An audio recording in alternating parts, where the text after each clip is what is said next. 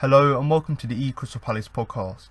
I'm Alfonso Greenbrook, and in today's podcast I'll be looking over the game against West Ham by bringing you my match view, player rankings and my man of the match. As well as this, I'm also going to interviews with Roy Hodgson, Aaron Wan-Bissaka and Luka Milivojevic after the game.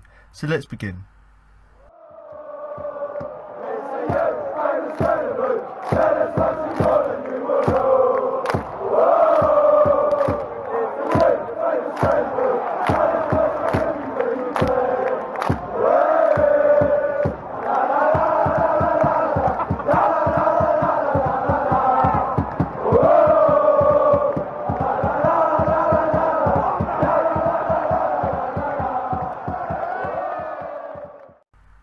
Wilfried Zaha bounced back from last week's disappointment to net an equalising goal and snatched a deserved point for his team as they drew 1-1 with West Ham United. The Hammers looked the more dangerous in the first half but needed a mark no to themselves in front. But after the break the momentum switched, and after a sustained period of pressure, Palace drew level with 30 minutes to go when Wilfried Zaha saw a shot deflect into the net, helping to redeem himself following his red card against Southampton. That was the least his side deserved from the game, as Roy Hodgson's team spurned some good opportunities to score, including one from James McArthur that looked easier to score than miss. While the Eagles began brightly in terms of possession and territory, the majority of the game's early chances fell to the Hammers, beginning when Michail Antonio slipped in Ryan Fredericks, whose snapshot forced Vicente Guaita into a save, and soon after the Spaniard had to make a similar stop to deny Robert Snodgrass scoring his third goal in his last 3 games against the Eagles.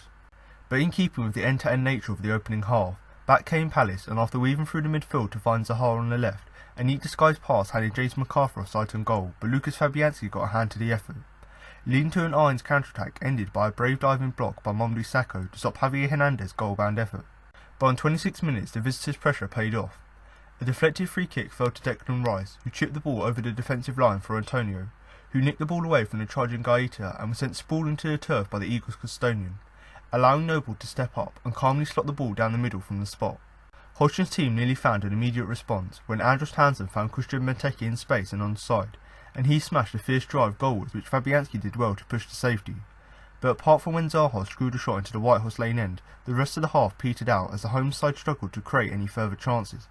However, the second half was only 7 minutes old when a huge opportunity came their way. Patrick Vieira played a neat pass that saw 3 Eagles onside and just Fabianski to beat, and with the ball at his feet and the freedom of Sellers, McArthur did all the hard work to sit the keeper down and could have simply slotted the ball into the far corner, but instead he dragged his shot wide as he aimed for the opposite side. Despite that huge miss, the Eagles were much more positive in the second 45, and Vieira saw a volley from 25 yards whistle over the crossbar just before the hour mark. But midway through the half, another glorious chance fell Palace's way when once again Vieira pulled the strings. He picked out substitute Michy Batshuayi, but he dragged his first time chance wide of the near post. Once again the far corner was much more inviting. But on 77 minutes the breakthrough finally arrived for Hodgson's team, when Zaha picked up possession on the edge of the area and managed to squeeze a pass through to McArthur, who returned it to Ivorian international, and he saw a shot deflect off Issa Diop and creep past Fabianski to score in back-to-back appearances. The winger almost doubled his tally for the afternoon when he linked up with Max Meyer and aimed for the bottom corner, but once again Fabianski produced an excellent save to keep his side level. And ultimately it'd be his safe hands and some wayward Palace shooting that saw the teams handed a point apiece.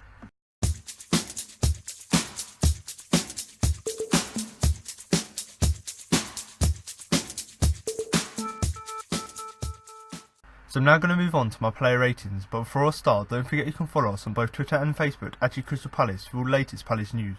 So if you are someone like myself who does like to follow a vast array of Palace accounts on both Twitter and Facebook, and of course you want another place to get all the latest Palace news, then of course head over there and obviously follow us on both our Twitter and Facebook pages.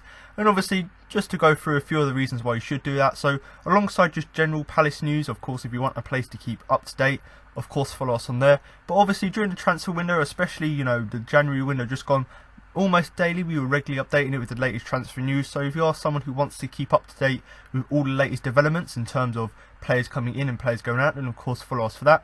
Obviously interviews as well, whether that be with players, with management, whether it be with fans, whoever it will be, we obviously find news articles into interviews and of course post them on there, and of course general club news as well, so whether that be about the stadium, or about the academy, or even about the ladies team, then of course we also post it on there. So if you do want a place to get all of this latest Palace news, as well as some other stuff we might occasionally post on there, including some polls where of course you guys can share your opinion, then of course follow us on there. And obviously I do the podcast here, but there is another guy who runs the Twitter account, so if you do want another place to get an opinion, so he obviously posts his opinion before the game in terms of what he thinks of the lineup, and obviously after the game as well, just giving a small sort of summary there. So rather than you just waiting for me to give my review of the game in the podcast, head over there on Twitter as well, because of course the guys on there who run the page, they of course also do give their opinion. Now another great place for you guys to share your opinion is in the YouTube comments, so if you are listening to the podcast on YouTube, then do feel free to drop a comment below the video with your player ratings, where you rate the players' performances from 1 to 10, and obviously that is with 10 being the best. And essentially the reason I want you to do that is that of course in a minute I'm going to go through my player ratings, you know, how I rated the players from 1 to 10 based on their overall performance. But instead of me just having my opinion of that, I just want you guys to comment below with your general views and your views of the player ratings, so that I can compare them to mine and basically see how you thought the players performed and compare it to my own opinion, and see whether we sort of thought the players were on the same level. And obviously if you do disagree, then of course that's one of the other reasons to get involved, because of course it gives you that platform for a view course to share. Now alongside that, even if you don't do your player ratings, so that I can obviously compare how you thought players performed to how I thought they performed, you can just comment below with your general views of the game. So whether you're a West Ham fan or a Palace fan, even if you find yourself on the podcast, just comment below with your general views, you know, what you thought about the penalty decision, what you thought about the goal, whether you think Palace probably could have won the game by a bigger margin considering our second half performance, and obviously first half performance, you could argue that West Ham maybe should have been 2 or 3 goals ahead. So if you do have anything else you want to say about the game, you know, just general views, of course comment them below. And much like the player ratings, it's so that I can come back to the podcast and, you know, rather than having my general opinion about the game, I can read the comment section, so I can build a more broader view of the game. But also any other fans who come to the podcast, rather than them just listening to me, they can obviously read the comment section as well. And essentially, by having that discussion, by reading the comment section, essentially just build up a bigger sort of opinion and a more broader view of the game itself. Now if you do want to follow any of the social media pages that I've mentioned, or join our Facebook group, then do check all the links that will be in the description below. But I'm now going to move on to my player rating, starting to go with Vicente Guaita, who I'm going to give a 5 overall. So Guaita's performance was quite interesting in the fact that I've given him a 5 because I do think the fact that he gave away the penalty quite sloppily in that first half was quite disappointing. But nevertheless, I think he had a fantastic performance, and I suppose it's worth saying now that both goalkeepers, both Guaita and Fabianski, had brilliant games. But in terms of Guaita, because he gave away that sloppy penalty, albeit he made loads of saves throughout the game, which probably does warrant a 6, purely based on the fact that he gave away that penalty is the reason why I've given him a 5. Of course, feel free to disagree, but for me personally, I just think on the whole, his performance would have been topped off if he hadn't given away that penalty, and we'll probably be looking at him going, he's probably man of the match, keeping us in the game, but ultimately, you know, gave that little silly lapse of concentration, which is the first sort of real mistake we've seen from him, of course, was a little bit disappointing. Now in terms of his performance as a whole, you know, moving away from the penalty, I do think very early on in the game when West Ham had a few chances for own goal, Guaita obviously made himself big and made a couple of good saves, and I think the ones in particular, there was one from Ryan Fredericks and one from Robert Snodgrass, and they were obviously quite early on in the first half. So the fact that he was able to be on his toes so early on in the game, where of course West Ham were just getting into the gears, so the fact that he was able to make saves against Fredericks and Snodgrass was of course good to see. And of course the saves he made himself were, I suppose, they're not necessarily your routine saves you would expect goalkeepers to make. They're sort of saves that require you to have good reactions. So the fact that he had good reactions to obviously stop these 2 chances in particular was of course good to see. And when you consider Robert Snodgrass, I think he scored in his last 3 appearances against Palace for both West Ham and for Hull, I think he was at before. So the fact that we were able to stop him scoring against us was of course a positive, because we always seem to give players like Snodgrass this just free ticket to obviously score against us. Now obviously moving back to the penalty, he was obviously at fault for that. Obviously the ball's coming into the box, I think it was Rice who chipped it over, and obviously Antonio's gone to go on the end of it, and Guaita's literally clattered him, tried to punch it away, completely missed the ball, took Antonio down. Don't really think there can be any debate there. That's the probably clearest penalty you'll see all season. Obviously Guaita was trying to do the right thing in terms of punching the ball away, but ultimately mistimed it, clattered into Antonio, and you know, you've got to put your hands up and go. That's sort of the first real mistake Guaita's made, and ultimately I don't think there's any disagreements there that obviously was a penalty. And of course, in terms of the penalty itself, obviously I think Mark Noble done some sort of the eye trick or the pointing trick, because whatever it was, I've heard lots of people talking about it. Obviously he slid it down the middle, whereas Vicente Guaita actually dived to his left. So of course it may have just been a dive because he thought he was going to go that way, but I think there was some sort of thing that Mark Noble was doing which of course made him think like he was going that way. But nevertheless, I do think the first half was really sort of affected by the fact that he conceded that penalty, because I do think that considering he made such good saves so early on in the game, he'd be coming out of that half with a lot of credit. But like I've said, because he quite sloppily gave away that penalty is obviously the reason why I've downgraded him. But like I've said at the beginning, I probably could have given him a 6 because of his contribution in terms of making these important saves, and that's something we need to give him credit for. But I suppose the other reason why I can't really give him a 6 is just because, other than the few saves he made, he was mainly a spectator for the most part of the game. So when you consider he made a few good saves early on, conceded the penalty, but then for the rest of the game had hardly anything to do. So the fact that he didn't really have anything to do and gave away the penalty, I do think a 5 overall is a fair reflection, because if you factor in the penalty as well, I do think overall, looking at it, I do think that's a fair result. But then others may say you probably need to give him a 6 because you've got a negative in terms of giving away the penalty, but then you've got him being a spectator, so not necessarily having too much to do, and then the fact that he made important saves. So whichever way you look at it, I personally think a 5 is a fair result, and that's not to say he had a terrible performance. It's just the fact that in a game where arguably we should have won given our second half performance, the fact that we gave away such a sloppy penalty in the first half really sort of punished us in the fact that we weren't able to use our second half performance to our advantage to actually get ahead, because we were in a position where we were already behind. So we obviously had to climb that first mountain, and of course we weren't able to climb the second hurdle, which of course was to get ahead in the game. But overall, Vicente Guaita, obviously there can be lots of debate about this, so comment below with your thoughts. But I do think, considering the fact that he made a couple of good saves, but that was sort of flashed over, let's say, by the fact that he conceded a penalty, so I do think overall the 5 is a fair result. So I'm going to move on now to the first player in our defence, and that is the right back Aaron Wan-Bissaka, who I'm going to give a 7 overall. Now obviously the last sort of few weeks or so I've talked in quite a lot of detail about Wan-Bissaka, in the fact that Gareth Southgate was watching him and the fact that he should be called up to the England squad, and I said in recent games that he didn't do his chances any harm, because he's basically showed when Southgate was watching what a quality player he was. Now obviously Southgate weren't at this game here, but this was a game where yet again he obviously performed really well in defence and attack, but in particular in terms of upping his reputation and in terms of actually basically doing himself no harm by performing well to get into that England squad. This was another performance where not only did he play well for the team, but actually done his chances no harm.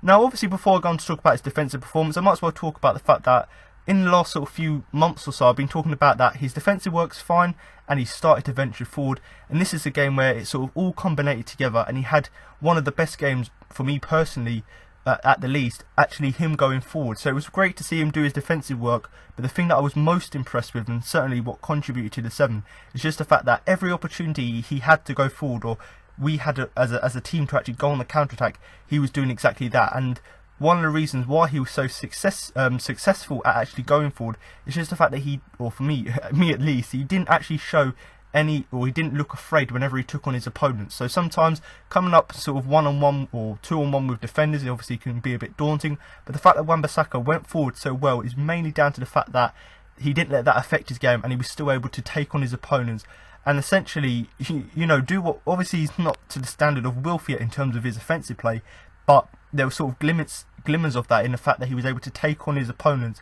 and he didn't really have that fear of obviously going up against the defence. So that was obviously what was impressive for me. So the fact that he played so well offensively is of course a positive and a contribution to his 7, but like he does week in week out, and moving back to his defence, his defensive job and his defensive work was absolutely outstanding once again. And aside from a little challenge that he got booked on, I think it was on Aaron Cresswell, aside from that he had an absolutely outstanding stelling game in terms of his defensive performance. And I think there was obviously stats going out before the game in the fact that I think he's had 94 I think it was like 93 attempted tackles, and then after the game, or successful tackles, and then after the game it'd gone up by 3 or 4. So once again showing that people are now starting to recognise his ability, and rather than letting that sort of get to him, he's able to improve once again by just adding more and more successful challenges to that. And I think sort of added on to that stat is that there's only been 7 players who've managed to get past him this season, obviously one of them being Felipe Anderson, and whilst at the opposite game at the London Stadium he got past him I think it was literally one time where he sort of nutmegged him. Aside from that, he didn't really have that much trouble there, but he got past him nevertheless. So in this game here at Selhurst, obviously this time, I do think, even though Felipe Anderson was certainly the best player in the first half, the fact that Wan-Bissaka dealt with him so well made sure there wasn't a repeat of what happened at the London Stadium, but also made sure that he didn't have that much joy. So the fact that Wan-Bissaka not only defended well on the whole, but actually was able to deal with one of West Ham's best players was of course good to see. Now, going back to the yellow card, you know, I personally think it's a yellow card because even though he won the ball, it was a little bit of a late challenge, so whichever way you look at it, you could say yellow card or not, so I'm not really going to spend too much time on that. But of course, nevertheless, I thought I'd just put it in there because I've seen a lot of people debate it, and I'm not going to go into the referee's performance because the game against Southampton, I spoke too much about the referee's performance, so we're sort of going to move away from that. But like I've said already, obviously he got booked for that challenge with Aaron Cresswell, and I think he's only picked up 2 or 3 yellow cards this season, so for a defender, especially a fullback, is of course not the greatest, but of course it could be worse. So once again, obviously that could have really affected his performance, but aside from that little dodgy challenge, just going back to the stat in terms of like 95 or 96 successful tackles really just goes to highlight how good he's been this season. But the fact that he added so more on top of that stat from the game here against West Ham at the weekend was of course good to see. But overall, you know, like I've said already, his offensive play was very good, and of course defensively he was solid once again, and of course he was improving going forward. So I do think, based on his defensive and offensive work in this game here, I do think he does deserve the 7 I've given him. So I'm now going to move on to the second player in our defence, and of course our first centre back, and that is Martin Kelly, who I'm going to give a 7 overall. Now obviously James Tomkins got injured in the last game, and I talked quite a lot in the fact that he took an elbow to the face. He looked like he was going to go off, and he obviously wasn't able to stay on for the rest of the game. And of course I talked about how he was a warrior and he was able to carry it on.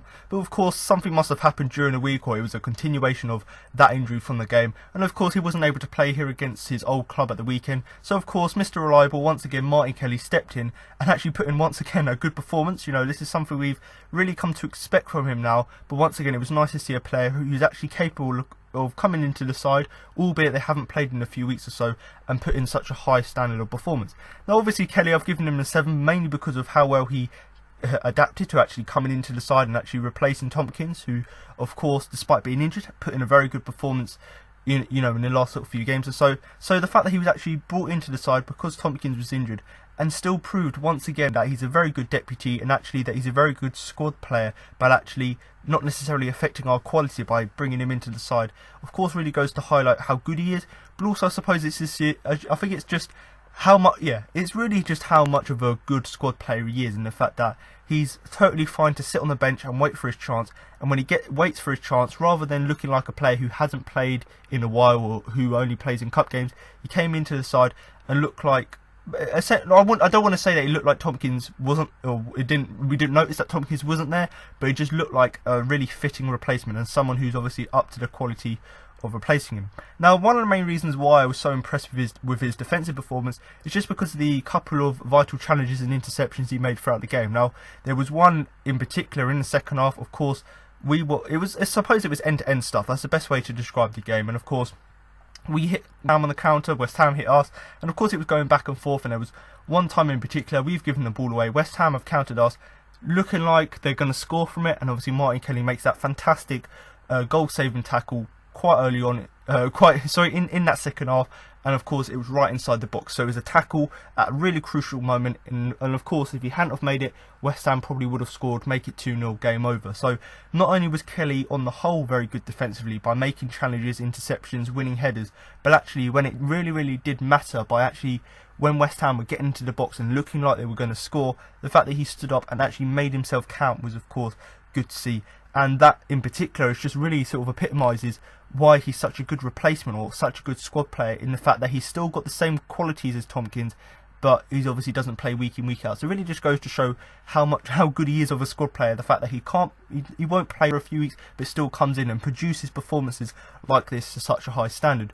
Now the word I've seen lots of people use is reliable, and that's exactly what Martin Kelly is. He's Mr. Reliable. Whenever he comes into the side, he gives 110%.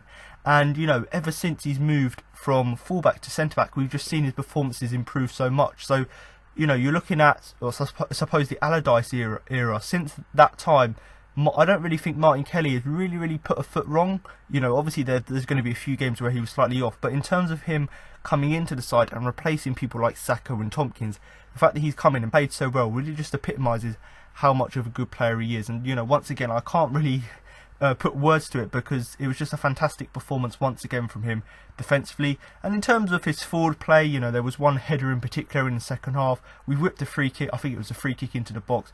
He's obviously headed it over, so arguably maybe should have done better there. But the main thing in terms of his offensive play, yes, we didn't see much of it, but much like Saka, he was always looking to play the ball out from the back. And there was one time in particular, you know, we're 1-0 down in the second half, and he's actually carrying the ball forward, you know, quite a lot of yardage, you know, I think 20-30 yards or so, to bring the ball forward and actually push against West Ham. So not only was he doing his defensive work by making challenges, interceptions, winning headers, but actually in terms of going forward and actually helping us attack West Ham, helping us to break them down, he of course was very good at bringing the ball forward. So once again, Martin Kelly, I'm going to give him a 7 overall, because not only was he a fantastic replacement for James Tompkins, who of course was out injured, but obviously he showed his qualities once again and how much of a good squad player he is.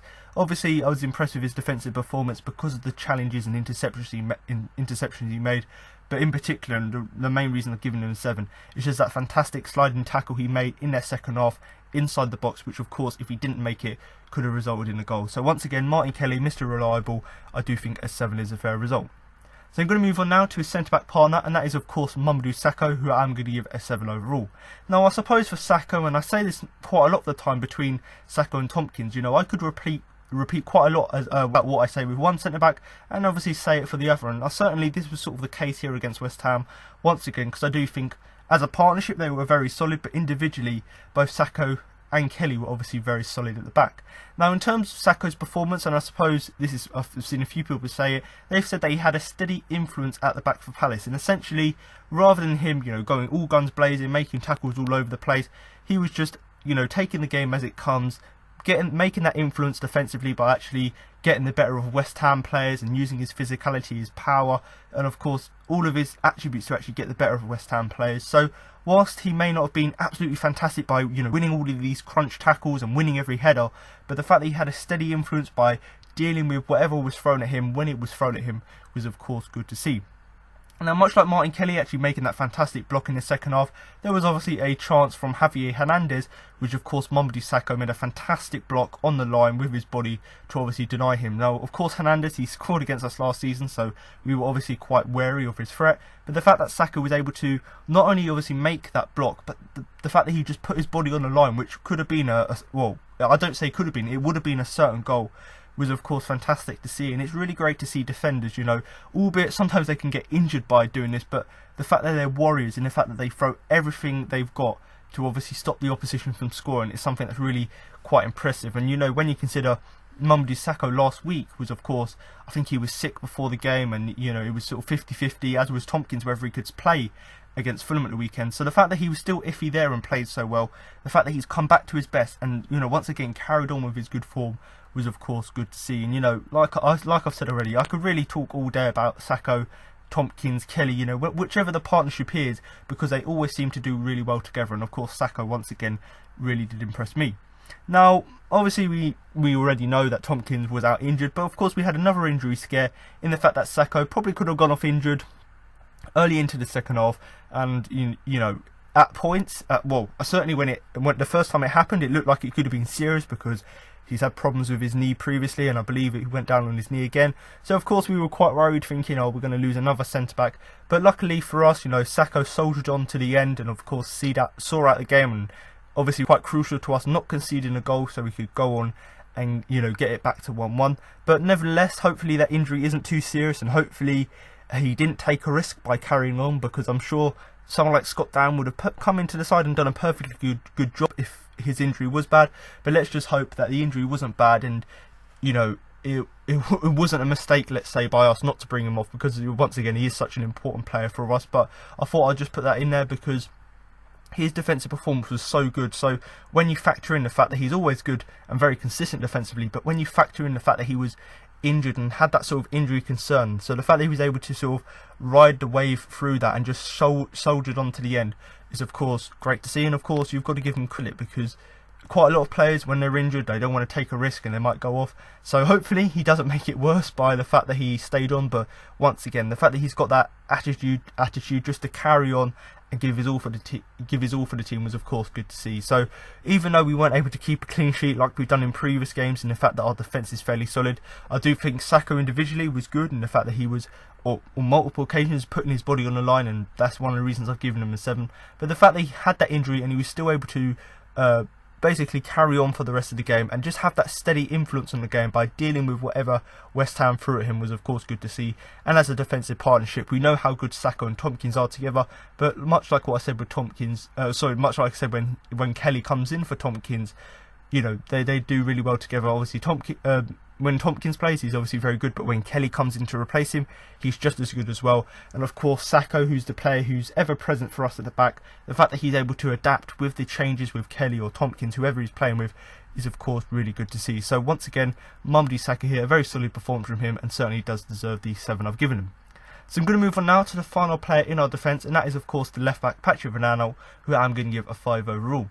Now obviously Vanano is one of these players who's sort of like Marmite this season, because some people like myself think he's doing alright, and the phrase I use is consistently average, because personally for me that's really how I think he plays, because I don't think he's absolutely fantastic this season, but he's certainly far from the worst. So for me, I'm one of these people who's on the side saying he's having an alright season, not the best but not the worst. And then there's obviously other people who think he's having an absolutely terrible season, and of course maybe that could be down to the fact that he's got no more competition now because Suarez out injured, and of course Jeffrey Schlupp's been turned to a centre mid. So whichever way you look at it, you could argue that he's just having an average season, or you could say he's having a very, very under par season. But whichever way you look at it, I've given him 5 here because once again, it was a performance where we probably should have seen more from him.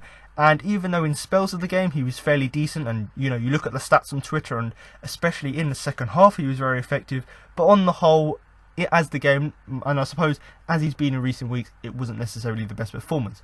Now, like I've said already, in recent weeks he sort of looked out of sorts, and you know, we started to see, I suppose, the beginning of the month, you know, coming into the new year, we seem to see a little bit of an improvement in this game, but he seems to have slowly gone back to his old self in terms of this season, in the fact that he looks a bit out of sorts. So it's obviously, we were getting quite happy thinking, yeah, he's getting back to his best, but now he sort of took that 1 step forward and then took 2 steps back, in the fact that he seemed to have gone back to his old self.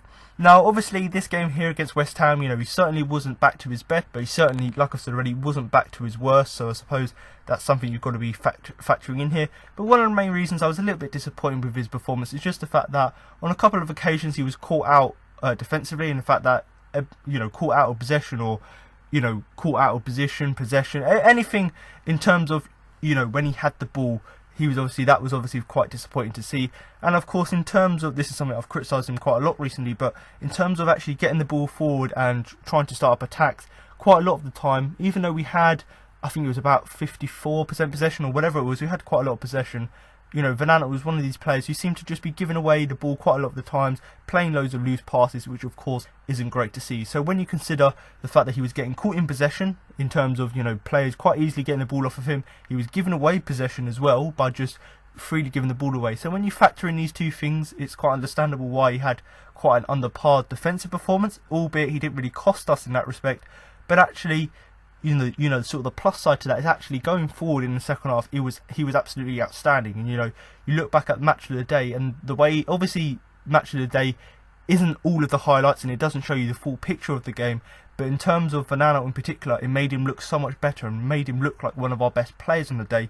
Because in that second half, when he got going, he was looking to get balls into the box, putting in loads of crosses, you know, doing lovely link-up play between people like Wilf and people like Meyer when he came on. So the fact that he had a slightly off first half, you know, where he wasn't necessarily at his best, so the fact that he was able to open up in the second half was of course great to see. But we want to see that second half Vanano in the first half, and we want to see it for the whole game, because even though he wasn't necessarily at his best in that second half, he was certainly a lot better than he's been in recent weeks. And it was mainly just because he had that confidence to go forward, he was looking to get the ball into the box, and if we had players who could actually finish, he probably would have had 2, maybe 3 or 4 assists this season, because of the fact that he was just putting loads of balls into the box, and of course players aren't going to be able to finish them. And of course, I say 3 or 4, it probably could have been 5, 6, 7, depending on which way you look at it. The amount of chances he created, and especially in that second half against West Ham, if we had players with some sort of clinical edge, then maybe we would have got more from it. But for now, not here. Another slightly disappointing performance from him in the fact that his first half was so sort of lacklustre. But the fact that he came out in the second half and improved quite a lot, and certainly was one of our better players in that second period going forward, was of course a positive we can take from his performance. But I suppose for me, on the whole, on the average, I do think the 5 I've given him is a fair result. So now I'm going to move on to the first player in our midfield, and that is the captain, Luka Milivojevic, who I'm going to give a 6 overall. Now, in terms of Luka's performance, of course, the last few games or so, he's been fairly consistent, aside from the fact that I criticised him a little bit for his captain's performance against Southampton. But aside from that, he's been fairly consistent, and of course, this game here was sort of a continuation of his form, where he once again put in a solid midfield performance. Now, in terms of what I thought he'd done really well against West Ham, and certainly the reason I've given him a 6, is just how well he anchored that midfield. Now, what I mean by that is the fact that we obviously know that he obviously plays in front of the back four, gives them protection, but the way he anchored it, in the fact that he was controlling the midfield in terms of going forward, going back, so the fact that he was doing the defensive work by being that anchor, holding the team back and keeping us solid at the back, but also being that anchor in terms of being that focal point of the attack, which allowed us to get the ball through midfield and get it to our attackers as well. You know, people like Wilfried Zaha, who needed to get the ball. The fact that we had someone like Luka being that anchor by doing both defensive and offensive work was of course something which, you know, for me personally was quite impressive. Now, of course, people may have a different view of it, but I think in terms of how well he anchored the midfield, I think that's something we've got to give him credit for. Now, obviously, there's going to be quite a lot of debate after the game, and I suppose his performance was alright, and, you know, aside from a few little challenges he made in the game, it was quite sort of uneventful, let's say, performance from him. But moving aside from his performance, because I thought it was just a continuation of his fairly good form, obviously, hence why I've given him a 6. But obviously, there's going to be a little bit of debate, and I saw it on the, you know, Twitter, and certainly on Match of the Day as well. And the fact that he was quite fortunate not to get a second yellow card for a late challenge. I think it was on Mark Noble, and obviously the reason for it is he got booked in the first half, which ultimately I personally think that's fair enough. Sometimes you take a challenge or you make a challenge and you take the risk of a yellow card, so that's fine early on in that first half. And you know, we could be here arguing all day whether he should have got that, but nevertheless he got that card. And of course, in the second half, he was obviously quite lucky that he didn't get a second yellow card, because on another day a referee would have done that, because it wasn't just the fact that it was that one challenge which could have got a yellow card. There were obviously a few challenges, but I do think that in terms of the game as a whole, and the fact that in the first half it was sort of 50-50 as to whether it could have been a card or not, I do think we could sort of brush over that and not really look too much in that. And of course, like I've said already, you know, or like I've said quite a lot this season, you know, once a player gets booked, they have to be quite careful in the second half. And I think if you listen to Luka's interview after the game, that's exactly what he said. You know, he said sometimes you're just going to make a challenge and get booked for it, and then you've got to be careful throughout the whole game. And he thought, obviously, other than that silly one little challenge which could have got him a second yellow card, aside from that, and he said it himself, he thought he was fairly good in the second half, and obviously he was very careful as well. So the fact that as a captain you want to try not to get sent off, so the fact that he stayed composed and calm, considering the fact that he was on a yellow card, and just was sensible with his challenges, aside from that one that he could have got a yellow card for, was of course good to see. Now, obviously, the main reason I really can't give him a 7 as opposed to a 6, so I can't give him a 7 because as opposed to the 6 I've given him, it's just because in the first half I don't think he shielded the defence at all, and that's one of the reasons why I personally thought that West Ham were we were both pretty bad in the first half. Put that straight, you know, both teams weren't necessarily at their best when you consider how good the second half was.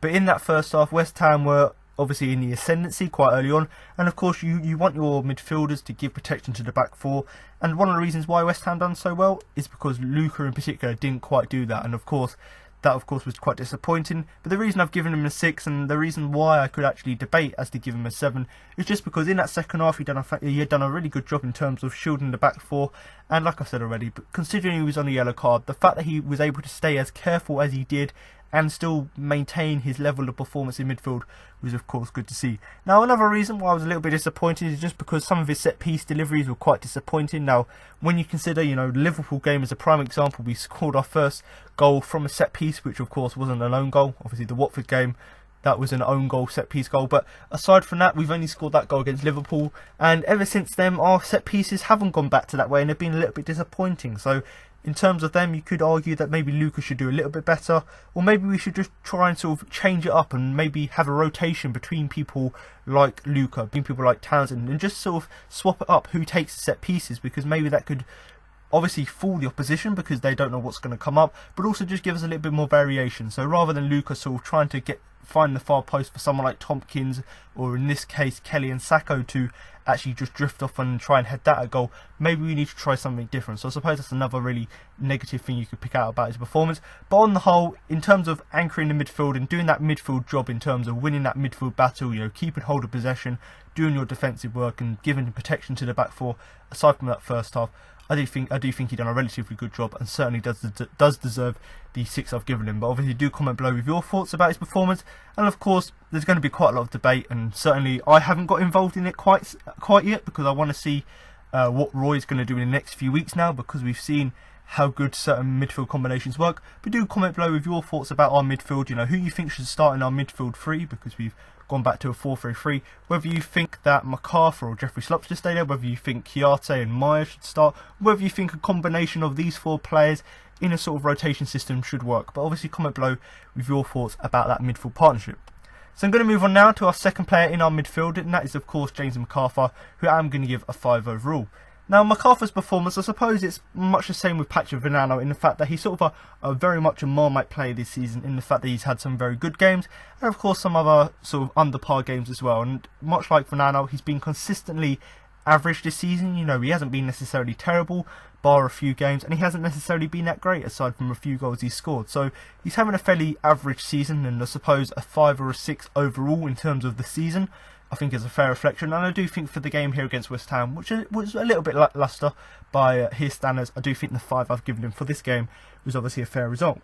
Now, in terms of his performance as a whole, and I suppose this is a bit more positive than what I'm going to talk about later, but he was actually quite busy in the midfield. And what I mean by that is just the fact that, like he always does, he has that tenacity, he runs across the field, covers a lot of area, and of course was getting involved both offensively in terms of getting the ball forward and getting into good positions in attack, but also defensively by actually obviously using his physicality, making it difficult for West Ham. So he was busy in the respect that he was good in both aspects of his midfield play, and the fact that he was covering a lot of area as well was of course good to see. But of course in the second half he was obviously guilty of that incredible miss, and you know, I'm recording this whilst keeping an eye on the Man City score against Chelsea. Obviously they're winning 4-0 as I record, and you know, Aguero missed a fantastic chance, which was very much similar to McArthur's one in the fact that it was probably easier to score than miss, but of course Aguero then scores a banger a few moments later. So obviously that's not really relating to Palace, but it just goes to show that a player who normally can score goals like that, like McArthur, who normally scores chances like that, he was obviously guilty of an incredible miss in that second half. You know, I think even I could score that. I think even my nan, I've seen people say that, and I suppose they could have even scored it, because he'd done the right thing in terms of getting the goalkeeper to the ground. That's fine, tick that box. The next step is obviously to get the ball, or have a shot on goal and get the ball away from the keeper, or put the ball across the area so that someone like, I think it was either Benteke or Vanano, whoever was in the box at that time, they could have scored from it. But instead of that, he's obviously tried to take it on himself. That's perfectly fine. But rather than trying to go for the far corner away from the goalkeeper, he tried to put it in near post, and as he's done that, he's completely missed it, put it wide. And obviously a fantastic opportunity for us went begging. Now, if we'd gone on to lose the game 1-0, we'd be talking so much about this. But luckily for us, it's just, we were obviously able to make it 1-1. And of course, we're going to talk a little bit less about McArthur's miss, but we're still going to be talking about it in the context that, once again this season, we've had loads of chances, had loads of shots, had more shots and chances than the opposition, but still we either miss them or don't finish them off, or the goalkeeper, like Fabianski did, saves everything. So once again, McArthur here, an incredible chance to actually go through and score. And of course the build up before it was amazing as well. I think it was Meyer and Wilf linking up, getting the ball to McArthur. He's gone through on goal, just onside, so he's got that bit right in terms of timing it offside, to time it so he wasn't offside. But then he's obviously made the wrong decision. So rather than A, going for the far corner, or B, just whipping it across the box so that Benteke or Vanana could finish it off, instead of doing that, he's tried to take it on himself, which is fine. But you know, when you go near post, you've got to be so careful to get it on target, but instead he put it wide. So that's obviously a chance we're going to be talking about for ages. And like what I said with Aguero, you know, Aguero made a mistake, but then he made up for it by scoring a great goal. So maybe the same thing could happen for McArthur in the FA Cup, in the game at the weekend. Maybe he could do something like that again, where he goes forth and makes amends for that horrible miss, because that's going to go down as one of the misses of the season. Certainly maybe not the worst one of the season, because I've certainly seen worse ones, but it's got to be up there because once again it is really unforgivable. But McArthur is one of these players who normally scores them, and nine times out of 10 he probably does, but obviously on this occasion here he couldn't quite finish it off. But like I've said already, obviously I said even my nan could have scored it, but it really, like, never, or I suppose regardless of whoever's going to score it or not score it, it seemed very much easier to score than miss. And of course when you're at that close range you've got to think, and of course on that occasion McArthur made the wrong decision, and you know it's going to haunt us for ages in the fact that he somehow put the ball wide. Now I suppose one of the reasons why he probably missed that chance is just that in the last sort of few games or so, and I suppose you could say the season as a whole, he just seems to have lost his shooting boots, because you look at the chances he missed in this game, obviously that massive glaring one, but then also there was one in the first, I think it was the first half as well, so two very good chances to score. He'd missed them, but I guarantee if that was him in that position last season, I think he got 5 or 6 goals last season, he probably would have scored that. So I don't know what it is, whether it's about this new position he's playing, or whether it's just the fact that he's a player who's a little bit off form. Whatever it is, he seems to have lost his finishing boots, and that's something we've said in seasons gone by. He's been very crucial for us, you know, popping up with important goals, having that awareness to get into good positions offensively. So we've seen that for him. Seen it from him previously, but obviously he seemed to be missing that this season. But I suppose the only real positive of his performance, and certainly what sort of I could have given him a 6 for, is just the fact that for Zaha's goal he got the assist for it, and even though it took a deflection, you know, I'm going to give McArthur the assist because he was the guy who was involved in that lovely link-up play with Zaha. Obviously Zaha's run into the box, got past 2 players, somehow got the ball through to McArthur. McArthur's given the 1-2, and of course Zaha was able to finish from a very tight angle. So whilst on the whole game it was quite a disappointing performance from McArthur, once again goes to show his quality and the fact that he has got that end product, in the fact that when it mattered he was able to find his teammate, and obviously Zaha was able to finish it. So whilst it was slightly disappointing, the performance from McArthur, in the fact that even though he was busy in the midfield, he obviously missed that gilt-edged chance, which was probably easier to score than miss. But the fact that he still got the assist for Zaha's goal obviously sees him come out of the game with a little bit of credit. So once again, McArthur here. I suppose you could argue it was a game, or a Marmite game, in the fact that some people thought he was really bad, some people thought he was really good. But of course, we're not going to really remember the assist he made in terms of that good interplay between him and Wilf. We're actually going to be looking back at the game and remembering that horrible miss that he did make. But once again, James McArthur here, I do think a 5 is a fair result. So I'm now going to move on to the final player in our midfield, and that is Jeffrey Schlupp, who I'm going to give a 7 overall. Now obviously before the game, and I certainly was involved with it, you know, there was quite a lot of debate as to who would start the game, because once again Chiku Kuyate was out injured. So of course before the game, because Roy Hodgson likes to stay with the same system, you know, almost every week, it was obviously between sort of Jeffrey Schlupp or Max Meyer to start in that position. Now of course when the lineups were announced, most people were sort of going, why are you starting Jeffrey Schlupp? But actually what he's shown in the last few games is actually he seems to be quite a good central midfielder, and because he gives us that extra pace in midfield which we might not necessarily have, and just because he's very good at carrying the ball forward, and because he's played as a forward player, he seems to play that role in centre mid really well. So whilst there was obviously quite a lot of debate and quite a lot of people quite frustrated, understandably, that Jeffrey Schlupp was starting as opposed to Max Meyer, but obviously Roy Hodgson has seen something in Schlupp that seems to tell him that he should play at centre mid. He's playing him at centre mid, and week on week his performances seem to be getting on better there. And I suppose one of the other reasons why he did play this game is the fact that he scored against Fulham last week, so you can't discredit that, albeit it was a tap in from like 2 yards out, but nevertheless he scored 4 goals this season, so you've got to give him some credit somewhere. And I suppose this is one of the ways Roy Hodgson is doing it, by actually rewarding him to play in the midfield. And whilst most people wanted Max Meyer to start in his place, I still think Meyer actually done a really decent job coming off the bench. So it's just showing that Roy Hodgson's using his squad in a way where obviously he's getting the best out of each player individually, albeit we as fans may not necessarily see it all the time. Now, one of the most important things, or one of the most impressive things about Schlupp's performance and why he was so important to us, is just because of how decent he was actually going forward and getting into advanced positions. And it just goes back to obviously Max Meyer is a very technical player, and that's obviously great, but then Max Meyer isn't, also in comparison to Max Meyer, Jeffrey Schlupp isn't necessarily as technical, but has got that pace and has got a little bit more physicality, so that obviously allowed him to play in that centre mid role.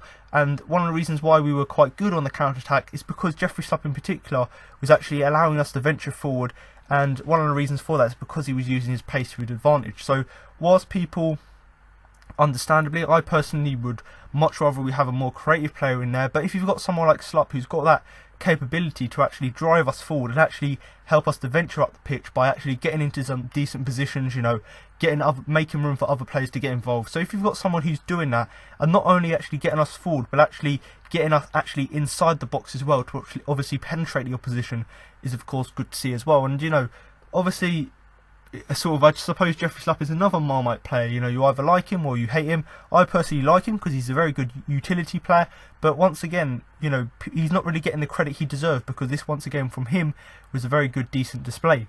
Now obviously, I suppose one way of describing this performance, and I suppose as a whole I've seen quite a lot of people say this, it's just the fact that he had quite a decent but unspectacular game. So what I mean by that and what others mean by that is the fact that he done his job in midfield, both defensively and offensively. You know, defensively helping out people like Luka and McArthur, and of course going forward he obviously ventured and sort of got us, you know, a few yards further up the pitch, so that was obviously good to see. But it was unspectacular in the fact that there wasn't anything in particular you could certainly pick out from his display and go, that was fantastic, or that was really good. It's just the fact that across the board he was very good in everything he'd done in the game. So whilst he was not spectacular in the fact that he'd done, you know, or he had loads of moments of brilliance, it's just across the whole 90 minutes that he played, he was very good across the field and quite effective in that midfield role. So whilst people are going to debate as to whether he should start or not, as shown in this performance here, actually playing in central midfield, he could be a very effective player for us going forward. Now, in terms of going back to the midfield, you know, I personally don't think that McArthur and Schlupp work well as a partnership in midfield. And of course, we're now sort of going back to midfield three. So of course, Luka is the captain; he's going to stay in there for sure. So it's about the final two players in there now. Obviously, Guaita is injured, and I do think Guaita obviously would be the second player to play alongside Luka, so that's obviously that position's finished. And of course, it's between McArthur, Schlupp and Meyer to start in that next position. Now, personally for me, I don't think McArthur and Schlupp work well, so that's out of the equation. And of course, Meyer I think works quite well with Schlupp and works well with Wilf, so maybe that's a consideration, and maybe drop Guaita and put Meyer and Schlupp in midfield. Or whether you just play Guaita and Meyer and obviously push Meyer into a number 10 role and Guaita and Luka as a defensive role. So whichever way you look at our midfield, there are a number of different combinations we could use, and I really do hope that Roy Hodgson does consider starting Max Meyer, maybe with Jeffrey Schlupp as well, considering we have the injury to Chiku Guaita at the minute. And I do think, you know, the game coming up against in the Cup, you know, against Doncaster, obviously on paper it's obviously a potential banana slip because of course they're from a lower league. But what we need to do is obviously play a strong team in that side, but also experiment, because it'd be really interesting to see if we play a midfield of Meyer, Schlupp and Luka and see how that performs. Because if it does well, then maybe it's something we could bring into the Premier League going forward. So of course, do comment below with your thoughts about the midfield. But personally for me, I do think if we're going to continue with a midfield three, obviously Luka stays there as the anchor to the midfield. And of course, I personally think that maybe Guaita and Meyer could do really well there. And even if Guaita doesn't work in that sort of combination, then maybe I think Jeffrey Schlupp could easily fit in there as well. So whichever way you look at our midfield, I do think there's a lot of combinations we could use, and certainly considering how well he's played in central midfield, Schlupp could play an important role. So once again, for a very good offensive performance and of course overall midfield performance, I do think Jeffrey Schlupp does deserve these 7 I've given him. So I'm going to move on now to the first of our 3 attacking players, and that is of course Wilfried Zaha, who I'm going to give a 7 overall. Now, I talked quite a lot about this after the Southampton game, in the fact that Zaha was quite stupid to get sent off, because yes, he was frustrated, and I understand the frustration, the fact that he was getting kicked all game, but then you've got to stay calm, composed, and not let that get the better of you. And of course he was banned because he got a red card. He was going to get banned for another game, but because he went to a tribunal and they're going to debate it and stuff, he was actually allowed to play for the game here against West Ham, and much to the annoyance of West Ham fans, because they thought, oh, he shouldn't be playing, he should be banned. Well, actually, it's the same in anything really. You know, if you go to court for something, if they postpone it, you're obviously allowed to carry on doing what you're doing. So it's the same in football here. You know, obviously he would have been banned, but because they've appealed it, they've postponed it, and of course he was able to play. So I don't really see why people are moaning, and I suppose the only reason they are moaning just goes to show how good Wilfried Zaha is, and the fact that they were actually scared of him playing, and as shown by how he performed, you know, it really goes to show the fact that he got the goal, really goes to show why West Ham fans were quite right to be annoyed that he was allowed to play, because of course once again he showed how much of a good player he is to us. Now of course he missed the game against Fulham, which of course was a great win, and a win once again that showed that we can win without Wilfried Zaha, and that we're not a one-man team, because people like Luka, people like Schlupp can obviously stand up and make up for that loss. And of course, understandably, coming back into this game here, he's going to be sort of buoyed on. He wants to prove people right and say, you know, yes, I was stupid to get sent off, but I want to make up for it. And he done exactly that by putting in a very good offensive performance, always proving to be a threat down that left hand side. And, you know, really for me, looking back at it, this was sort of an apology, let's say, in the fact that he got sent off quite stupidly against Southampton, so he made up for it with a good performance and, of course, the goal as well. Now, just talking about him being a threat down the left-hand side, I've talked a lot of times this season in the fact that when Zaha's played up top, he's sort of been neglected, hasn't played that well.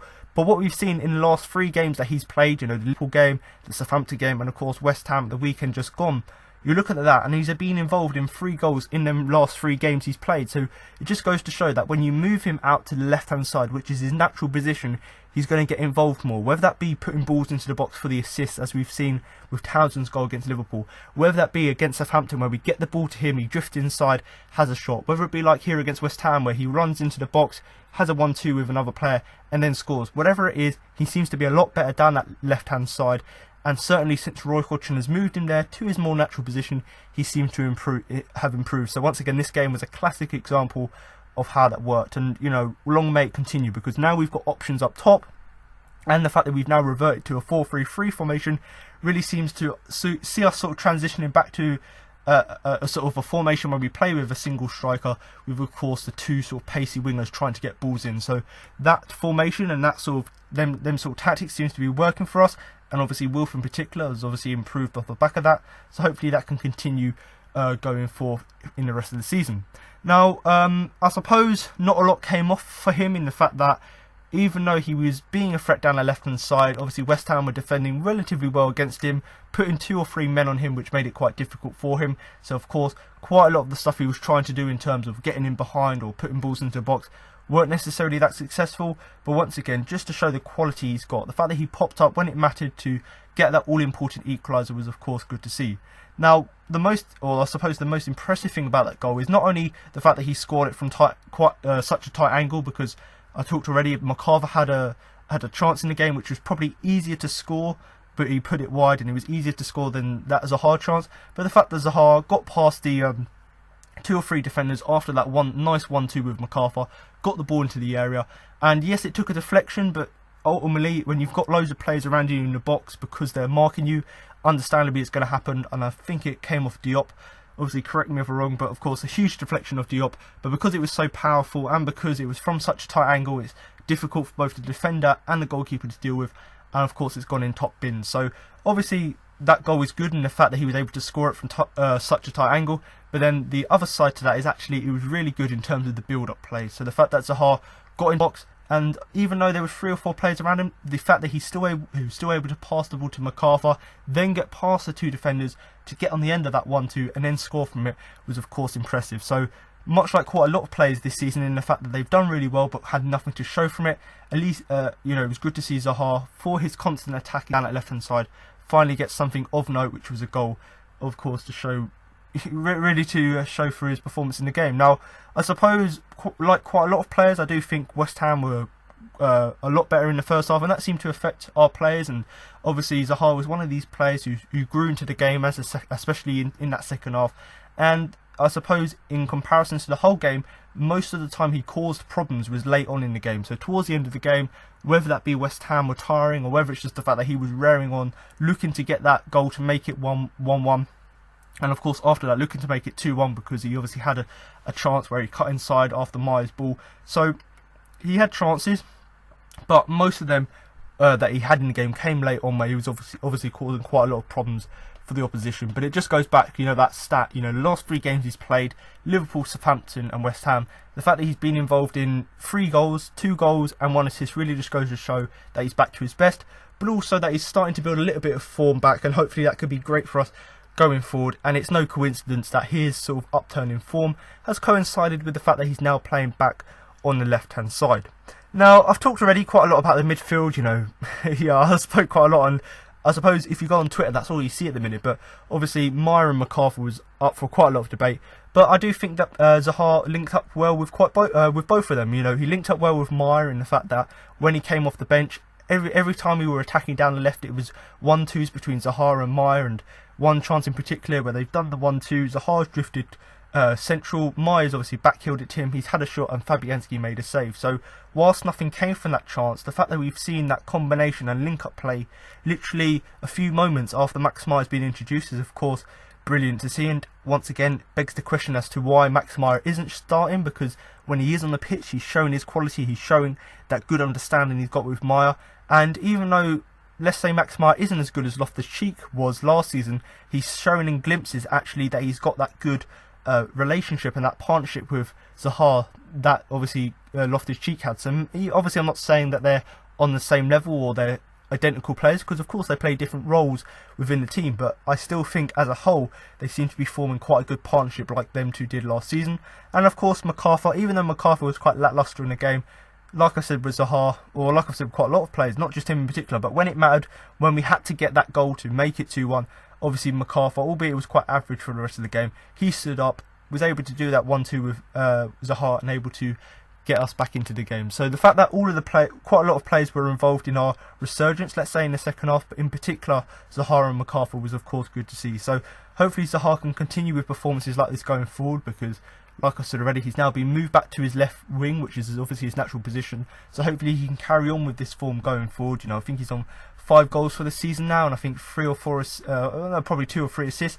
So if he can push on now for the end of the season, continue playing down that left hand side and continue getting goals for us, then of course he's once again going to show how much of a good player he is for us. But once again here against West Ham, a constant threat down that left hand side, and obviously got that important goal, that important equaliser to make it 1-1. So I do think the 7 overall I've given him is a fair result. So now I'm going to move on to the second winger in our side, and that is Andros Townsend, who I'm going to give a 5 overall.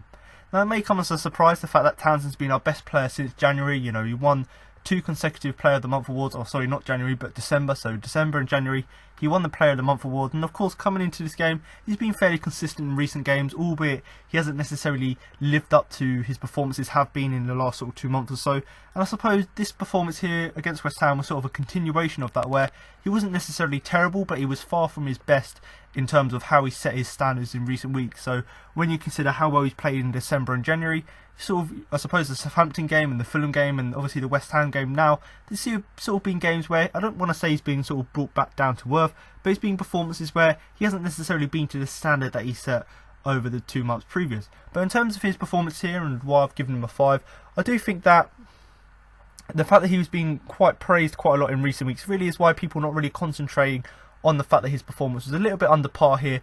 And the reason for that is just because he was a bit anonymous in the game. And when you consider Wilfried Zaha was back into the side, a lot of our attacks were going down that left hand side. You know, Van Aanholt trying to get the ball to him, Jeffrey Schlupp trying to link up with him, James McArthur. So even though, you know, Townsend's been an ever present in our side this season, he was quite anonymous at times, and that's just down to the fact that because Wilf was back into the side, or how I think it, what the reason is, just Wilf was back into the side, and it ultimately meant that we weren't necessarily, or Townsend wasn't necessarily getting the service or the joy down that right hand side than he has been done in previous games.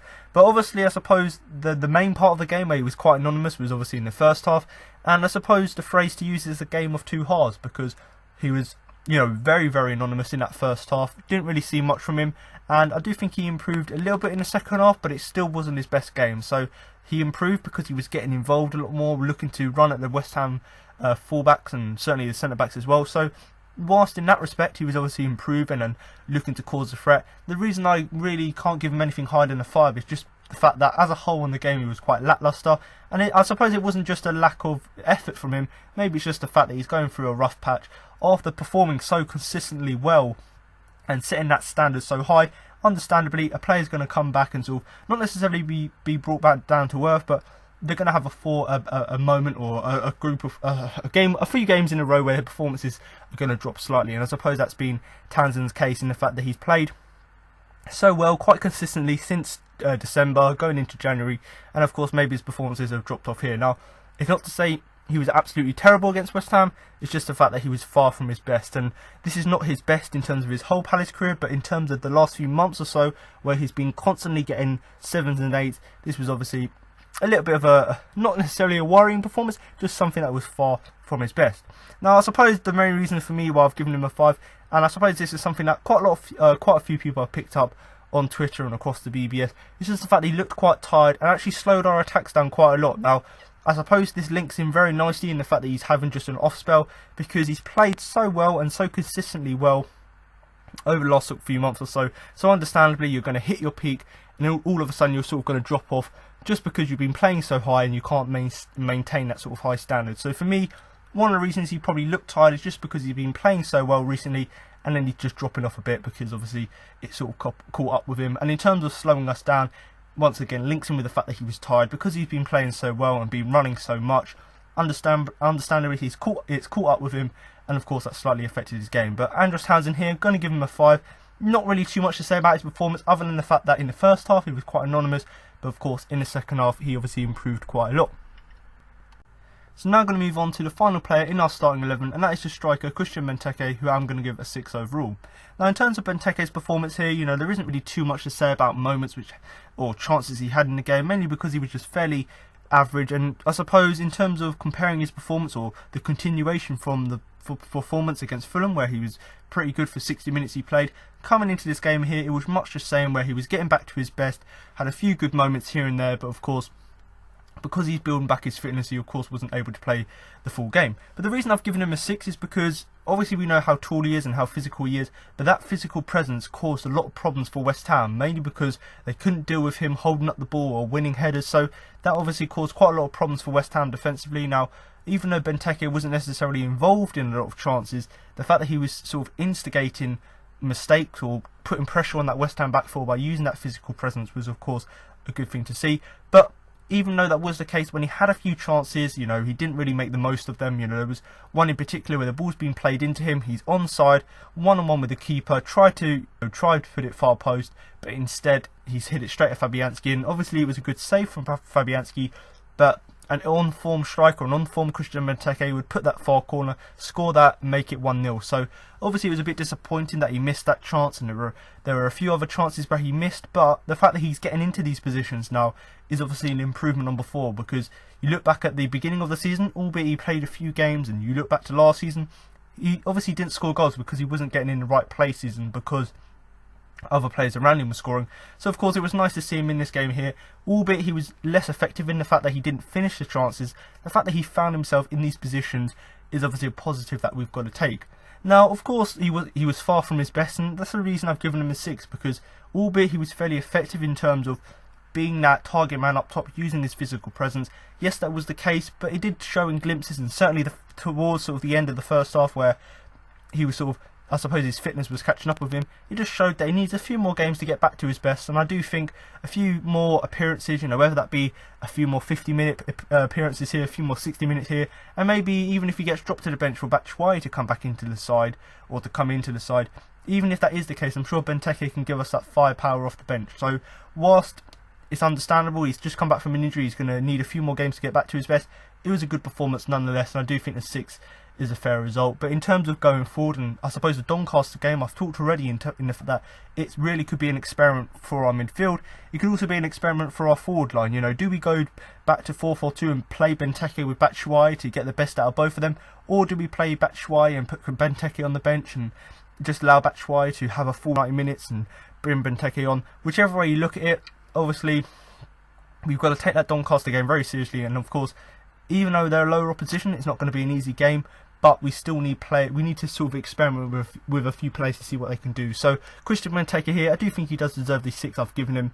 Obviously uses physical presence to good effect by causing problems for the West Ham back four, and albeit he missed a few good chances, and the fact that he forced the goalkeeper into a good save, that's obviously a massive improvement on last season where he wasn't necessarily getting into these good positions. So I think overall, give him a few more games and of course he'll get back to his best. So I'm now going to move on to the subs we made in the game. Obviously Michail Batshuayi came on for Benteke in the 60th minute, and obviously Max Meyer also came on for McArthur in the 78th minute. So I'm going to give them both 6s overall, and the main reason for this is that because they were only on the pitch, well, they weren't on the pitch for longer than half an hour respectively, I'm not going to give them anything higher than that, because, you know, Michail Batshuayi, yes, he made quite a big impact coming off the bench, and so did Max Meyer in terms of changing the game. But I just think because they didn't have that telling moment in terms of an assist to show for it or a goal to show for it, I do think the 6 overall is a fair result. But in terms of talking about them individually, I think Michail Batshuayi just added that threat up top which we've been missing in the first half, and obviously Benteke had done alright up until that point, but of course, like I've said, because he's getting back to his best, he wasn't necessarily as big as a threat he could have been. So of course, Batshuayi came into the side and gave us what we were missing. And there was one chance in particular, you know, I talked about Benteke missing his chance, but Batshuayi had a chance inside the box, and obviously nothing really came from it. You know, he put it wide. But nevertheless, the fact that we've got strikers now who have that ability to get in the box and be in the right positions to take these chances is got to be an improvement on certainly last season, where we didn't score that many goals, and of course beginning of this season where we didn't have any strikers. So the fact that we're now getting attackers in these areas is of course very good to see. And even though Michy Batshuayi missed that chance because it was a superb chance and he put the ball narrowly wide, 9 times out of 10 I'm sure, having seen the goals he scored previously, he'd score that. So bit disappointing that he missed that chance, and I suppose that's one of the reasons why I've given him a 6 as opposed to a 7, is the fact that he had a great chance to make it 2-1, missed it. But the fact that just the plain fact that he gave us a lift when he came on is why we've got to give him credit from the game, because he came on the pitch, gave us that attacking threat up top, what we were missing in the first half, carried the ball really well, passed the ball really well, and the fact that he had that movement to get into positions which, like I've said already, players haven't found themselves in this season, was of course excellent to see. Now obviously the miss he had, like going back to that, obviously it's something that you would understand, well, you would really understand if he'd put it on target and the goalkeeper saved it. But what I don't understand is it's quite an easy finish for him. The goalkeeper's in the centre of the goal. All you need to do is put that into the bottom corner, but instead he's put it wide. And I do think maybe the player that was sort of sliding in front of him, maybe that put him off, and maybe that is true. But you know, if you've got a defender coming across you, you try and rush your shot, and of course it goes wide. But nevertheless, we should really expect better from him. And I suppose the last point really for me is that he needs to start, because once again, he showed against Fulham the quality he's got, he showed against West Ham the quality he's got, and hopefully he starts against Doncaster to show the quality he's got, because what he's shown us in the last sort of few games or so, where he's had, well, I suppose as a whole he's had about 60 minutes, if you add the Fulham and West Ham games together, and he's shown enough to me, and surely enough to the management, that he needs to start a game, because he's obviously very effective in that role. But once again, Michy Batshuayi obviously gave us that lift when he came on, gave us that attacking threat, but I can't really give him anything higher than a 6, mainly because of that gilt-edged chance that he missed. Not as bad as McArthur's, but certainly he should have done better of that, but maybe he was put off because the defender was sliding in front of him. Obviously Max Meyer here, he obviously came on for McArthur, and once again, not really going to give him anything higher than a 6, because there wasn't necessarily anything telling from the game in terms of what he done. You know, if Zaha had scored that chance, then I'll be saying Max Meyer got an assist and we'd be talking about that. But because Zaha wasn't able to finish that chance, and because Meyer didn't have any other chances of note, even though he was involved quite a lot, there wasn't any as obvious as that. Can't really give him anything higher than a 6. But you know, aside from that, I do think once again he had a positive impact off the bench. You know, showed some real impetus, gave us that quality we were missing in the midfield. And when you consider McArthur was below par, Max Meyer was completely above him in terms of his performance. And like I said already, with Batshuayi and Meyer, I probably could have given them 7s if they actually had something to show for their performances. Now in terms of Meyer, he obviously brung us the creativity that McArthur didn't have, but the fact that Max Meyer was obviously so much more better at actually getting into good positions in and around the box, looking to get inside, and the fact that he had a brilliant link-up play with Wilfried Zaha was of course good to see. And obviously I talked about Zaha causing West Ham problems all down that left hand side, but actually Meyer, when he came on, was causing just as much problems, because he allowed Zaha to make these runs, make these overlaps, and of course Meyer was the guy linking it up. So whilst he may not have been directly involved, he was still causing West Ham problems with that footwork and with the fact that he had such a good partnership with Zaha. Now, much like Michy Batshuayi, I think he should start the next game, and considering how well Meyer's played this season, he obviously deserves a lot more minutes than he's getting. And I don't think, obviously I could talk all day about the midfield, but I do think that it's fully justified saying that Meyer should start in the place of someone like Schlupp or McArthur. But I do think one of the main reasons for that is not because I think that Meyer is necessarily a better player for the system. I just think the fact that he looks so dangerous when he comes on the field, and I suppose it's not the fact that he's a worse player than McArthur, maybe just Roy Hodgson doesn't rate him as much, whatever it is, or whatever the reason is why he's not getting into the side. I think just got to look at the impact he made. The fact that he came on, looked very dangerous down that left hand side, was so quick on his feet, was quick at thinking in terms of finding options, getting the ball to Will, back heeling it to him, and the fact that his feet, he was very neat and tidy as well, is something we really can't sort of push aside, and it's something that really begs the question to me why he hasn't been starting, because he certainly isn't worse than McArthur, but maybe in terms of our system, Roy Hodgson thinks McArthur's the better player, but in terms of actually executing it on the pitch, I do think Max Meyer is for sure the better player, and I do really think that he didn't really do anything wrong in this game. The fact that he combined that with the willingness to actually defend as well when we were getting the ball where we lost the ball, so the fact that he was able to bring that creativity we were missing, as well as actually showing that willingness to get back and defend as well, really shows to me why he should be starting in midfield, because that's what McArthur does. McArthur gets forward, goes back as well, and Meyer proved in this game that he can do that, so maybe going forward that should be a thing to Roy Hodgson to actually hint that maybe he should start Meyer. But once again, two substitutions in Michi Batshuayi and Max Meyer. Both came on the pitch, both made a relatively good impact and certainly should be starting in our games going forward. So I do think both of them do deserve the sixes I've given them. So now I'm going to move on and just give you a sort of small summary of the game overall, like I always do. And I suppose I've gone into quite a lot of detail in terms of just adding things in here and there when I'm talking about individual players. But in terms of the game as a whole, I was obviously delighted, as were most Palace fans, with the second half performance. And based on that half alone, I think we should easily have won the game because of all the chances we had, because of how good our player was in that second half.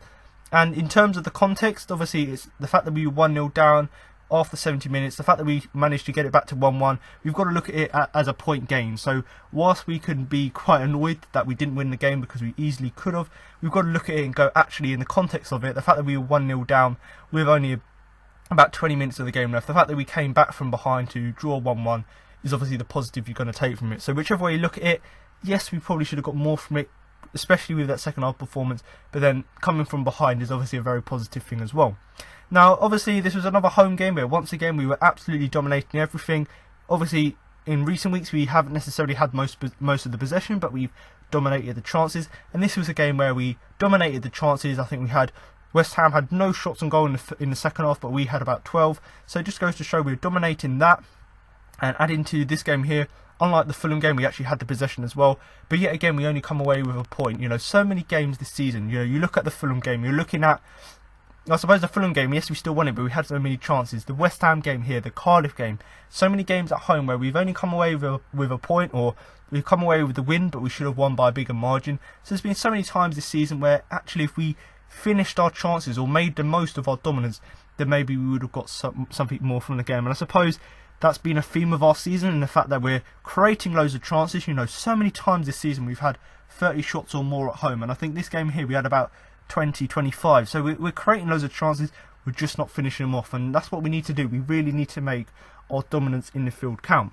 Now, in terms of two players in particular, you know, I've talked about them already, but Max Meyer and Michi Batshuayi, they both changed the game, and I really think that the impact they made here has got to be an impetus to actually sort of force Roy Hodgson to start them in the next few games, because basically the influence them two made off the bench really shows to me that they really need to be playing regularly, because if what they'd done in half an hour or 20 minutes or so was so good, then imagine if they did that for the full 90 minutes. That's obviously going to be even better. And I suppose in terms of our attacking play, we certainly look a lot more potent with them on the pitch. Now, obviously Batshuayi is obviously a lot better at finishing the chances or getting into positions, and of course Max Meyer, in terms of being potent in the attack, is being that creative spark who's able to get things going. So we've got two players here, obviously different roles in the fact that we've got the creator and the finisher, but we do certainly look a lot more potent with these two in the team. Now, in terms of the team overall, I think that the team that finished this game, so in terms of having Schlupp in midfield with Meyer and Luca, and in terms of the front three with Zaha, Townsend and Michi Batshuayi, I think that team probably should be the team that's starting week in, week out. And obviously that's with the exception of maybe Tompkins, who would obviously come in for Kelly, and maybe you could argue Chiarte in the place of Schlupp. But aside from these two changes, I think the 11 that's finished the game needs to be starting week in, week out, because that seems to give us the perfect balance and seems to be, or for me personally, the best way to go forward. But I suppose to just finish this section of the podcast, before I go on to talk about my Man of the Match award, I've just got to say, onwards and upwards to the Doncaster game. A really great chance for us to progress in the FA Cup. Not an easy game by any stretch of the imagination, but hopefully, because we've got a week between that game and our next Premier League game, hopefully we can put out a good team, hopefully give Doncaster a really good game, and hopefully go into the next round.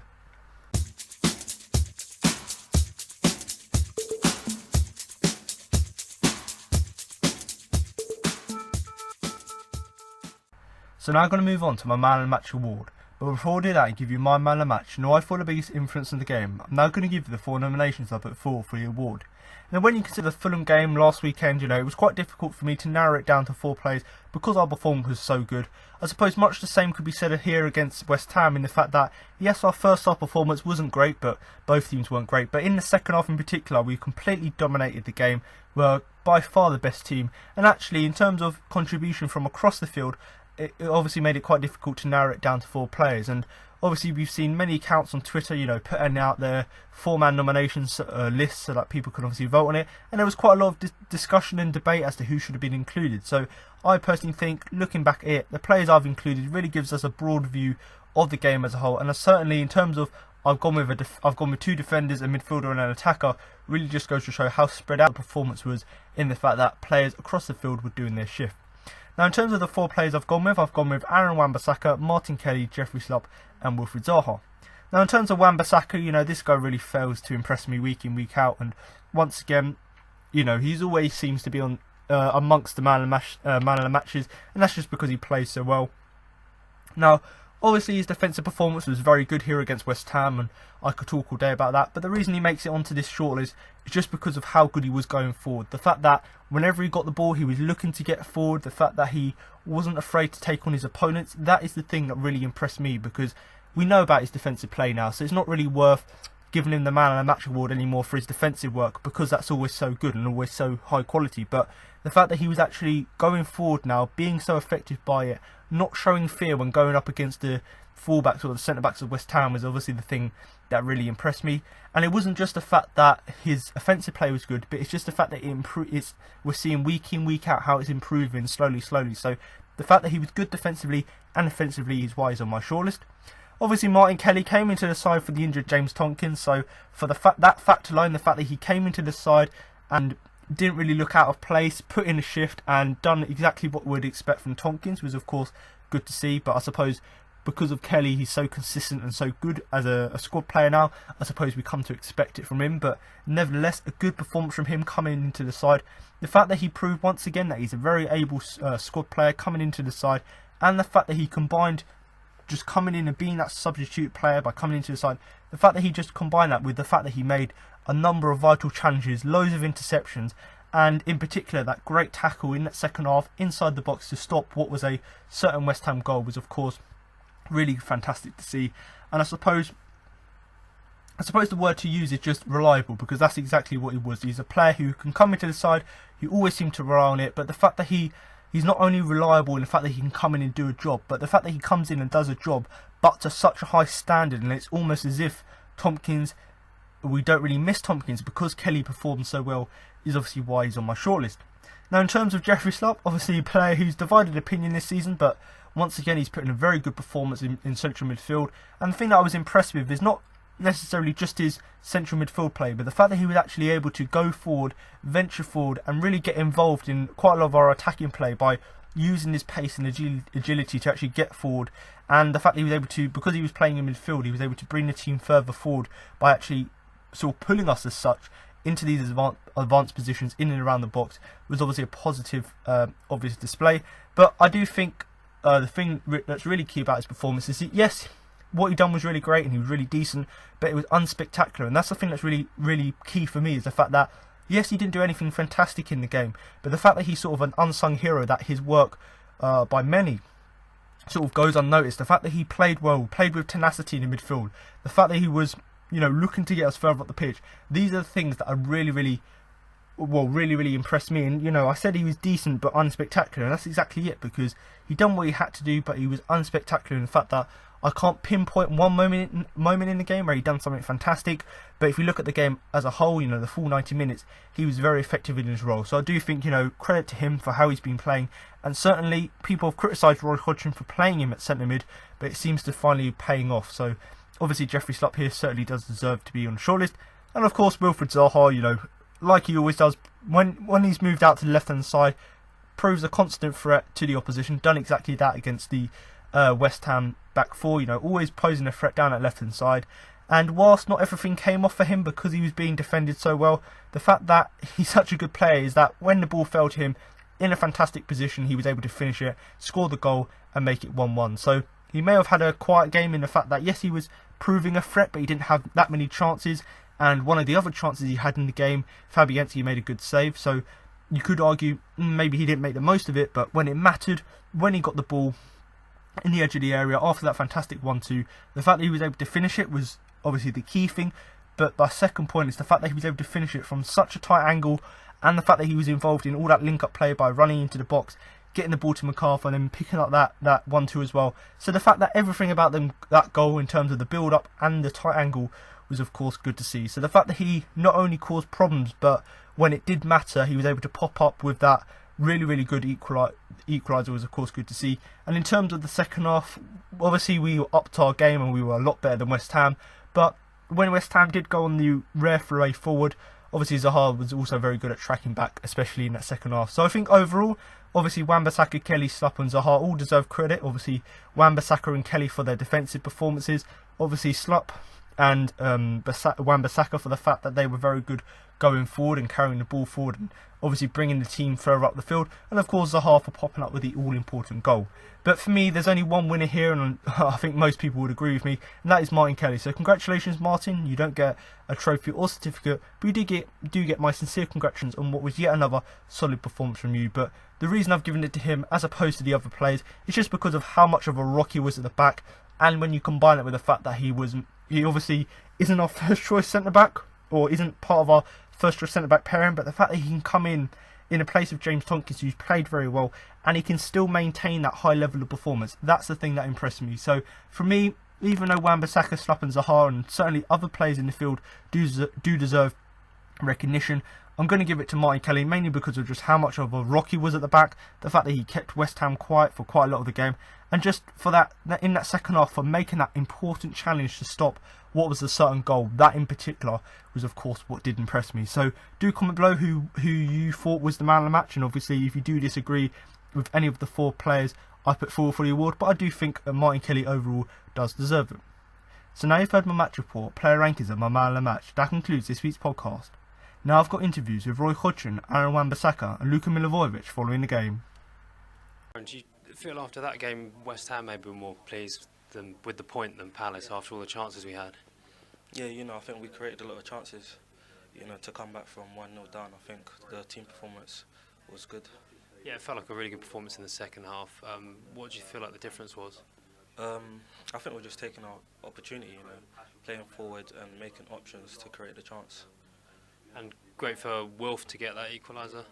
Yeah, it was. It's good for him, to come back, especially from suspension, to show what he's capable of doing. And how do you feel like you played today? The usual. My aim is just to defend first when I can attack, and that's what I think I've done today.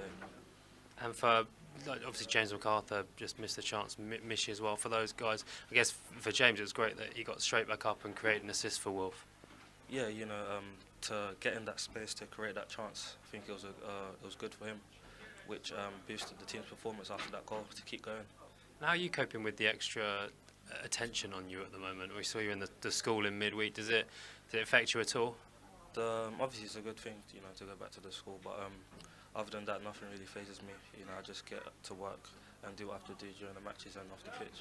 And finally, FA Cup next. How great would it be to have a nice little run in the Cup? It's always good to have a run in the Cup, and to get to where we need to get to, which I think the team's capable of doing. Are you slightly relieved to come away with a point? We are very pleased how we played, how many chances we create. In the end, we scored just one goal.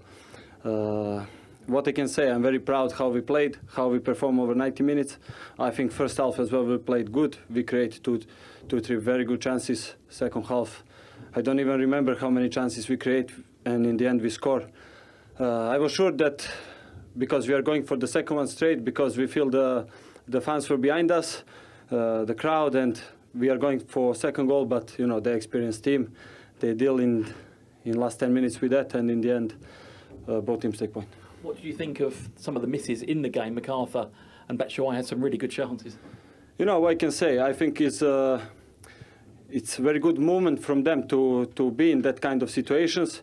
But in the end, it's the decision of the player, what he want to do, where he want to put the ball, and we were unlucky today to don't score 2-3 goals. Was the nature of the first goal disappointing, the way the penalty was given away? Yeah, from my point of view, I think it was clear penalty, how I see the situation. What we can do, they scored from the penalty, we try to turn game, and, I think in the end we deserve more from this game. Is it a case of being relieved that you've got a point, but also disappointed not to get 3? Can you imagine if you don't get at least 1 point from this game? We are not happy. We are not happy because we think that we deserve more. But, in football, if you cannot win, then don't lose. Do you think you were slightly lucky not to get a red card? You were on a yellow card and then you fouled in the middle of the park again? I think after my first foul, he gave me a yellow card in the middle of the pitch. It was not even counter-attack, I think. But that's his decision, and then after yellow card you cannot play how you want. You have to be very careful. And today you see how many counter-attacks they had because they decide to play like that. And in the middle was very open, and sometimes you have to take decision to slide or to not slide, to run, what to do. And I'm so happy that I finished the game until the end. Roy, frustrated not to come away with all 3 points, delighted to get 1? Well, I'm frustrated not to get all 3 because it was such a good performance. I mean, first half, I thought it was a more even game. West Ham certainly, didn't not deserve to come in leading, although we were a bit disappointed with the goal. But I thought second half in particular it was just really pretty much one-way traffic. I thought we had to work very hard for our equaliser. We created lots of chances. I think it was 17 attempts in the second half, which is a great achievement really for the team to keep going and do that. But we found of course a Fabianski in very, very good form and a dogged defence, and also we missed 1 or 2 very, very clear chances which would have given us the victory. So I'm disappointed with the result. I think that a performance like that probably deserved a victory, but I'm certainly not disappointed with the performance. I thought it was very, very good. It wasn't bad first half, but second half it was excellent. Were you shaking your head at some of those misses? Well, I mean, the fact is misses happen, don't they? If you didn't miss chances, if we took every goal chance we created, every game would be ending something like 10-8. So, but I was disappointed in them. I really did think with the James McArthur one and the Michail Antonio one, we were definitely going to score. Other chances we created, the goalkeeper was very good. He made a lot of saves, as opposed really to our goalkeeper, who was very rarely called into action. But unfortunately, he found himself the victim of a penalty shout where the referee decided against him. But it was quite a harsh shout, I thought. Is that what you were chatting to the referee who came off the pitch at full time? No, I mean, there were times during the game when I wasn't very happy when I was moaning at the fourth referee, so I just made certain that I made it clear to him that, I have been talking about you behind your back, so now I want to tell you face to face. But as far as I'm concerned, it's all forgotten. He's a very good referee, but I didn't think we were lucky with a lot of the decisions today. Tell us about Wilfried Zaha. How difficult has it been for him this week? Obviously, he was banned for last week and he's appealed against another ban. Well, it's tough. I mean, the fact is that Bournemouth, the Southampton situation still rankles with everybody, not least of all with him. He's very disappointed at having got himself sent off there and having missed the game against Fulham last week. But to be fair today, I think that he put that behind him as best he could, and I think he showed that he's very determined now to make certain that for the rest of the season his performances don't leave any doubts in anybody's mind that he's 100% committed to keeping us in the league and bringing all of his skills to bear in the game. He was very apologetic at the hearing. He was very apologetic. So we can't really contest the fact that he was sent off. It's one of those things that happen. But I've got to hope that that's the only sanction he'll get, because I think that was already quite a harsh ban for him to have to accept. Did you think that Milivojevic was slightly lucky not to pick up a second yellow in that second half, Roy? Not at all, no. I think it was very strange that we picked up 3 yellow cards in the first half for probably 5 fouls that we committed, and throughout the game I saw lots of other fouls which were similar in kind to the ones that got yellow cards, and I didn't see them punished, so I don't think he was lucky at all. I think he was pretty unlucky to get the first yellow card.